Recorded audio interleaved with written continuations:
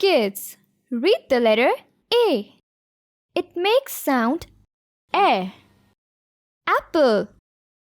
Apple starts from the sound A. Say aloud more words that start from the sound A. A is for alligator. A is for arrow. A is for ambulance. Trace and color.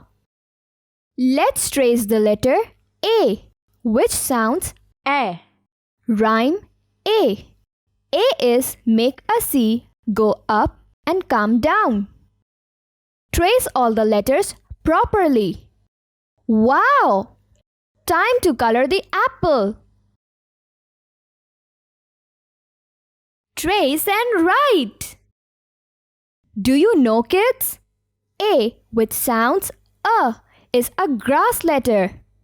Letters which exactly fit between two middle lines are grass letters. Now, trace and write the letter A properly. Progress check. Match the beginning sound A with the correct picture. 1 is done for you. Ambulance starts with the sound A. Alligator starts with the sound A.